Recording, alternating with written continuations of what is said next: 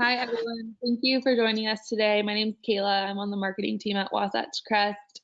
And today we have Tyson, our sober living program director, and our clinical director, McDonald, here to talk about how we help our sober living clients secure employment. So they're ready to kind of enter the world of recovery after treatment. And I will let them kick it off. I thought that was my send off. Hi everyone, my name's Tyson Allred. I'm the Uinta program director up here at Wasatch Crest. And yeah, I got Rich as well with me. Good morning, everybody. Thanks for being here. Yeah, this is an important part of treatment, so it's a good topic. So preparing clients for employment, I think that is kind of what got me into this field, honestly. I've kind of had some different experiences in different treatment centers, and I always felt that that was a giant hole that we have in kind of the recidivism rates in establishing clients in a new direction, in a new life. And so I really focus on that up at the Uinta program. That's what I really like to do. I think it's essential. So some of the things we do at Uinta, kind of preparing them and counseling them through the process.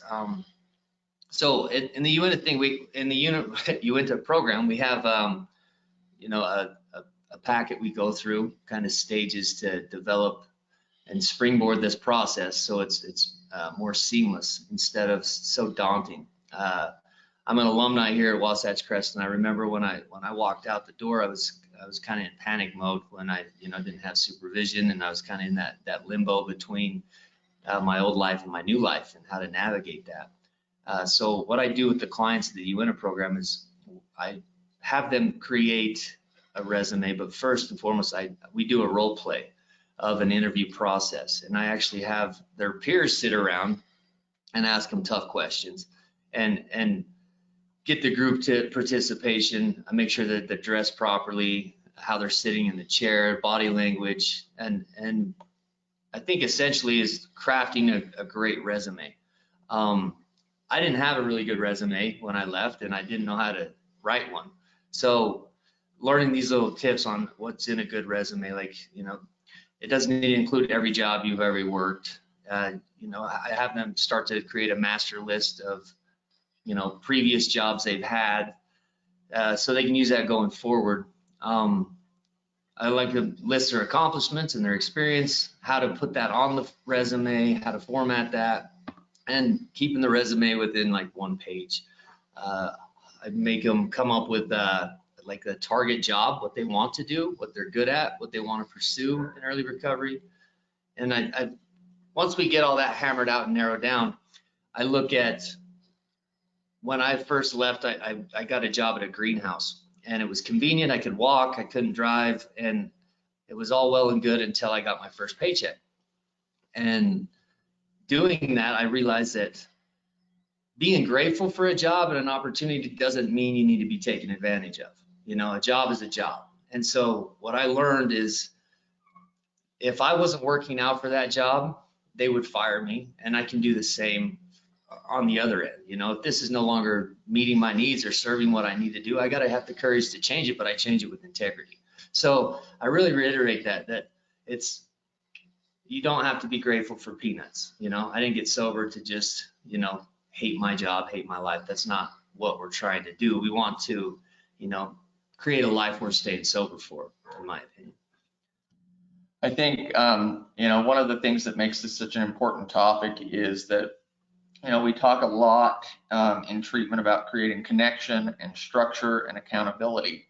And there's several ways to kind of approach all of those things, but the structure and accountability piece can be built into the job, in almost all cases. And I think having some sort of purpose and a path to making things rebuilding is super, super important. And so if somebody leaves, we can set up a solid aftercare plan with meetings and recovery community groups.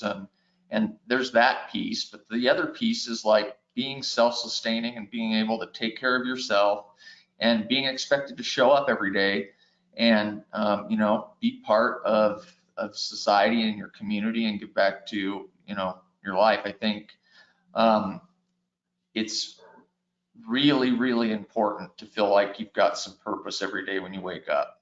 And sometimes, you know, it might be a recovery job and there's a long-term plan. But regardless of what the actual job is, I think initially it does give you purpose. It gives you the ability to interact with other people. It takes you out of that situation where you're sitting around isolating or don't really know what to do with your day. So it is truly, if we can have somebody set up with employment by the time they transition out of Uinta, that's best case scenario. The thing Tyson's done really well too is built the resume and interview role playing and you know, all of the things that are required to start a new job or build a new life.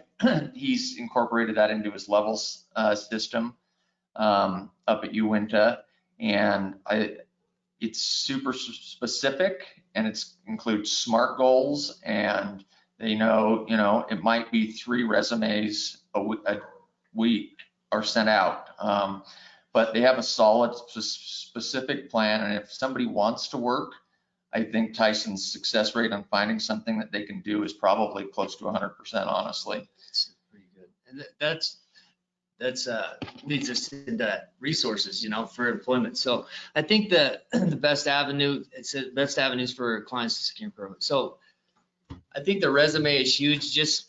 In today's day and age, it's never been easier to get your resume out there, and you know, it makes my job simpler to, you know, like websites like Indeed and ZipRecruiter and LinkedIn and even Workforce Services has come so far in just resources in general to help anybody really establish employment, you know, and with, you know, the pandemic and COVID, it's easy to do from here, and we can set up, you know, Zoom interviews, and that's another part of the program we allow time for to get, you know, a client a face-to-face interview. Community resources, I have a list that I'm constantly adding to. I worked in another treatment center and actually was able to network contracts in the community that allow clients to work while they're in treatment. So I keep a lot of those contacts. Social media, there's, you know, different websites that, you know, basically are addiction oriented and support that allows you to go out and put your name out there, what you're looking for. We're located up here in Heber, Utah, and there's plenty of businesses in the community who know what we're about, know who I am, and are willing to give clients a chance and work with us. And they know the risks they face, and they're willing to take those because, especially in the environment that we're in, a lot of times they're going home to a safe, secure environment, right? And they have that accountability piece, but they're able to witness and watch the growth of somebody, or, you know, watch them, you know, not apply, and there's no fault. It's, you know, they can part ways. It's been really, really great to see how they can break the stigma just by showing up and showing who they are. Yeah, and the recovery community is awesome. Like, I mean, that's how I've networked and moved up the ladder, is just by people I know who, you know, see what I'm doing and want to support me. A lot of the obstacles that we face, the biggest one for me was the employment gaps and addressing the past. Sometimes in that resume, you know, if you've hopped jobs a lot, there's ways to format that. You know, you give a brief explanation of why, and you don't attack your previous employer. My biggest thing is when they ask, you know, I think in an application, it's hard to explain who you are and what you're doing. And I've never been denied when I was able to sit down face to face. So I think just worrying that, like, I had some medical issues I had to take care of, and I'd like to explain in an interview. You know, that's all you really need to say. And I believe we get in there and sell ourselves. I mean, 3 out of 5 Americans are affected by substance use disorder.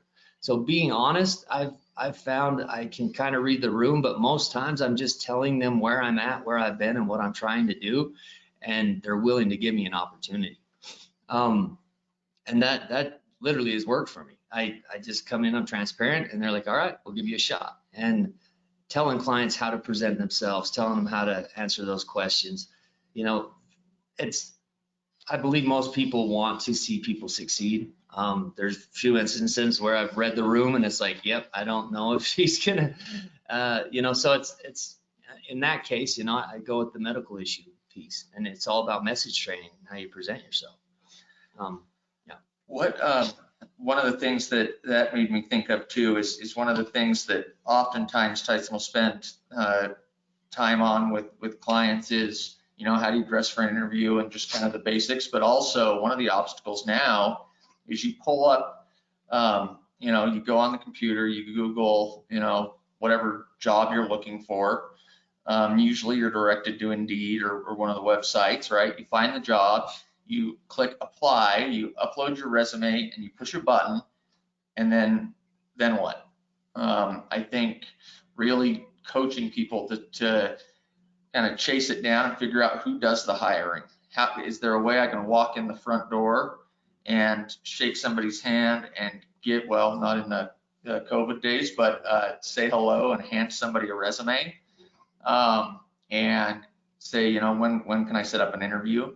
Just little things like that about being assertive in a positive way is super important, because it's great. Like, it's pretty easy. I could set a goal to send in 5 resumes a day, and I don't know where they go when I push submit, right? And I think it's one of those things that they really need to be kind of coached on, especially the younger folks that have never really had a career. And, the little interview things like, don't, talk poorly of your past.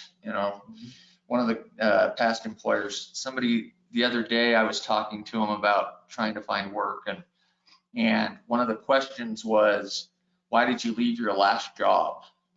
And the response they had written was pretty interesting. But, we had to rewrite the whole thing. It went directly to, I had a bad supervisor. Well, it was surprising to me, just the little basic kind of life skills that need to be taught a lot of times. Yeah, it's absolutely true. And that face-to-face contact for me, that seeing who you are, and I know as I hire people and being a manager, and if someone is in my ear reminding me like, hey, how's it looking? Even if I don't have the job at the time, when one comes available, that person pops into my head. And so that's how I tell the guys, if you really want this job, just like Rich said, get up, go after it.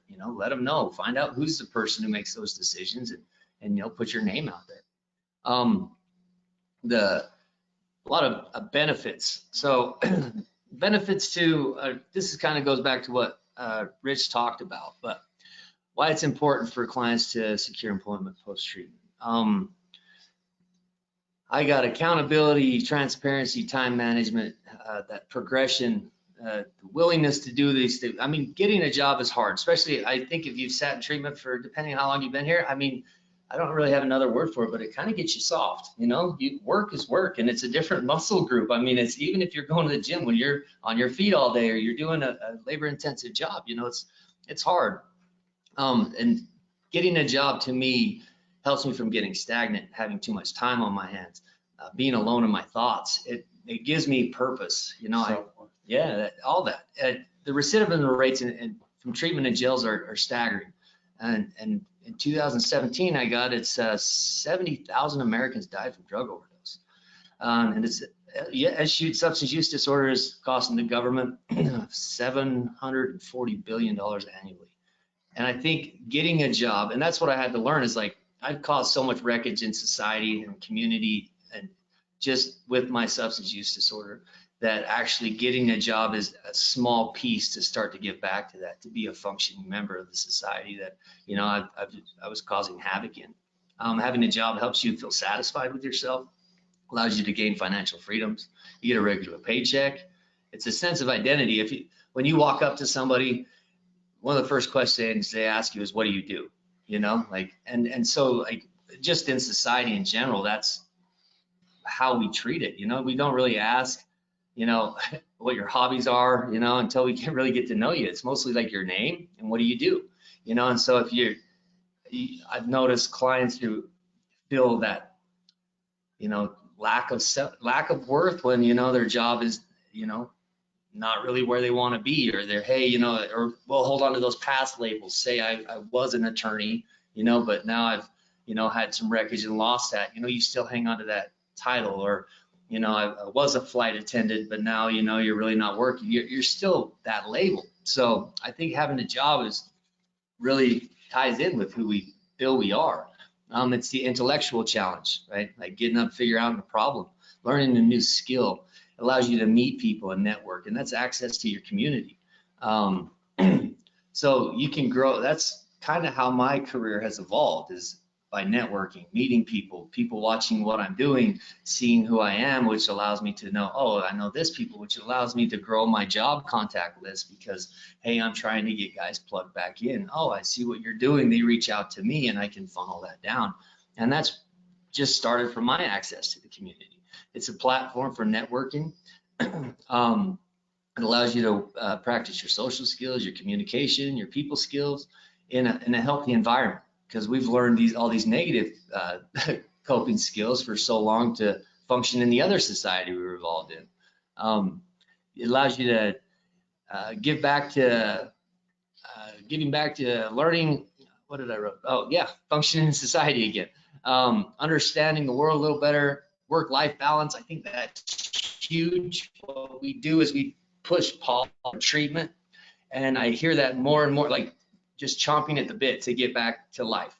I have to work, I have to provide, I have to go, and then what do? We go and work 17 hours and burn ourselves out and don't take any time for ourselves, and then we're in the same position. And so that's another skill that I teach these guys, like, you know, your recovery's here, your job's here. How do we try to balance all of that to where you can have this sustainable? And I think that's the key of having a starting position, a starting job, is understanding that this is a stepping stone. This is how to learn to do this again without burnout, without, you know, because a part-time job or a stepping stone job is much easier to navigate and say no to and set boundaries with than something that, you know, you're striving to go to the top at.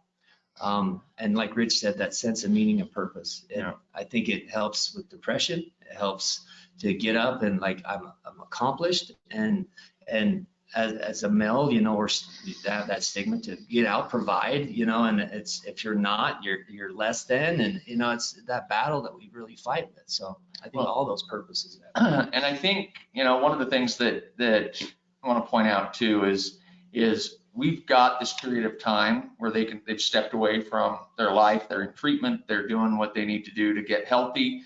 And, you know, I think, you know, given most individuals, if they're not pushed and challenged while they're with us, they'll go right back to a job that maybe wasn't healthy, that was a bad environment, that doesn't support an environment that doesn't support recovery.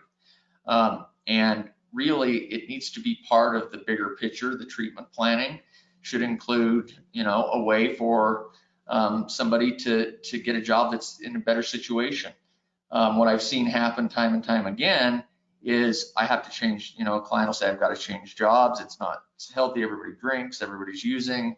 And then a month later, suddenly they're resigned to just going back to the same job because that's the easy way, right? But obviously it's really not. Mm-hmm. I had somebody, I'm a person in long-term recovery, and I had somebody tell me early on, you can't have, recovery can't exist without structure and accountability. And I truly believe that. So we want to make sure that the structure we help our clients set up for themselves is a healthy, positive impact on their recovery, and it supports what they need to do to stay healthy, because if they don't stay healthy, nothing else matters. Yeah, and I think we need that intellectual challenge. You know, it's holding a full-time position, stimulates your mind and allows you to grow.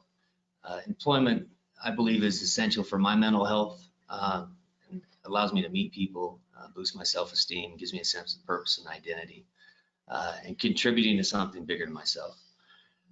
Makes me happy and fulfilled, and that is why I got sober.